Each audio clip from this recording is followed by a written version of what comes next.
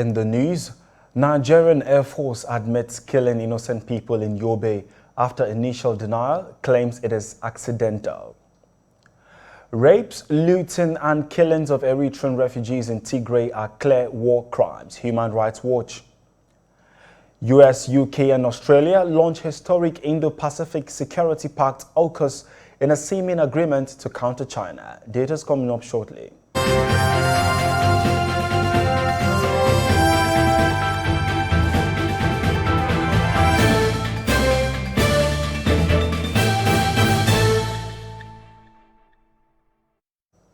This is TOS Television, your digital-first Pan-African news network. I am Merciful Ajinomo, and you're watching TOS News 360.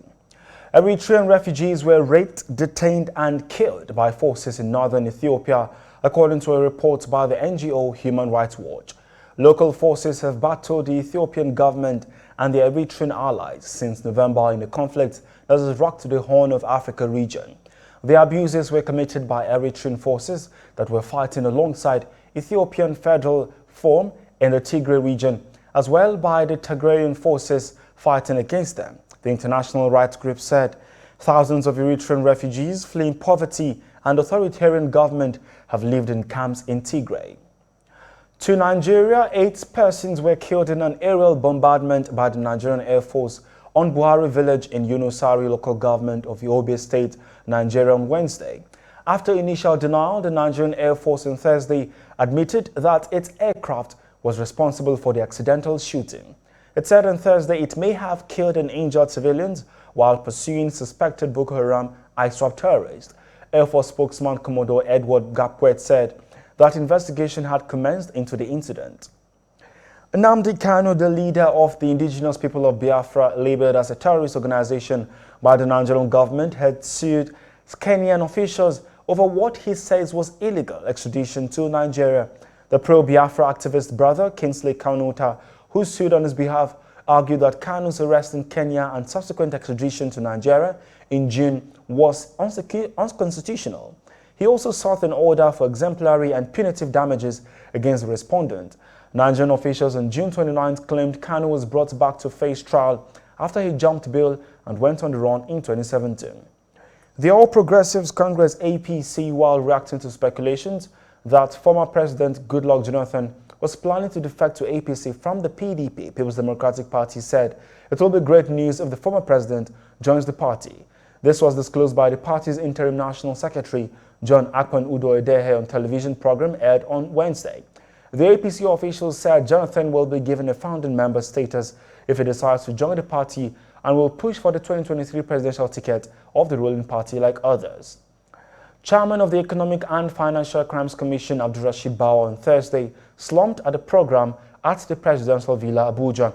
While speaking on the importance of digital identification in commemoration of the National Identity Day, Bawa suddenly became emotional, attributing his demeanor to the death of a staff of the commission. Shortly after, he said he couldn't continue his speech and then walked off the stage, sat in his chair and slumped. He is said to be in a stable condition. This is your digital first Pan-African news network, TOS Television, and you're watching TOS News 360. Africa, global, business and sports stories. When we return, stay with us.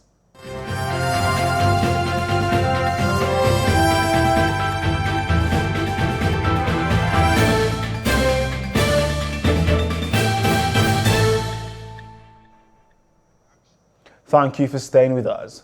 Libyan forces loyal to the eastern-based commander General Khalifa Haftar on Tuesday and Wednesday clashed in the south of the country with rebels from neighboring Chad, both sides said.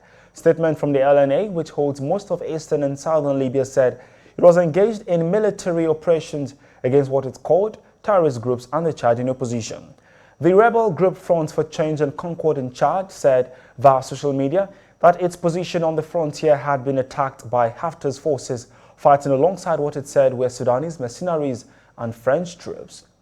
Now away from Africa to the global scene, the UK, US and Australia have announced a historic security pact in the Asia-Pacific in a seeming effort to counter China. The move has been hailed by regional allies but denounced by China as undermining regional peace and stability and intensifying an arms race in the region. The security alliance called AUKUS will let Australia build nuclear-powered submarines for the first time, using technology provided by the US, and will also cover artificial intelligence and other technologies. US President Joe Biden, British Prime Minister Boris Johnson, and Australian Prime Minister Scott Morrison did not mention China by name in Wednesday's announcement, and senior Biden administration officials who briefed reporters ahead of time said the partnership was not aimed at countering Beijing. According to the United Nations, the pace of climate change in the world has not been slowed by a COVID-19 pandemic, and the world remains behind in its battle to cut carbon emissions. A report published on Thursday by a range of UN agencies and their scientific partners said the virus-related economic downturn caused only a temporary downturn in CO2 emissions last year, and it was not enough to reverse the rising levels of greenhouse gas in the atmosphere. The UN Secretary General Antonio Guterres said that unless there are immediate, rapid and large-scale reductions in greenhouse gas emissions, limiting warming to 1.5 C will be impossible, with catastrophic consequences for people and the planet on which we depend.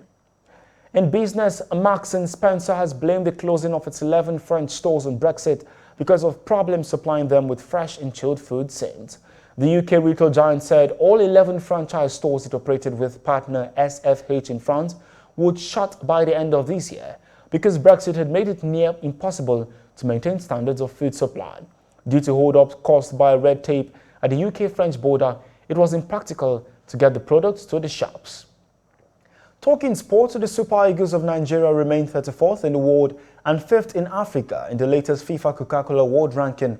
The latest rankings show that Super Eagles have accumulated 1,492.37 points as against its previous 1,479.58 points. Senegal, Tunisia, Algeria, Morocco top African teams ranking. And that is TOS News 360 on your digital first Pan-African news network. For more updates, visit www.tostvnetwork.com. Follow and like our social media handles on Facebook, Twitter, and Instagram. And remember to subscribe on YouTube. Stay with us and enjoy more programs on TOS Television Network. I am Merciful Ajinamo. Many thanks for watching.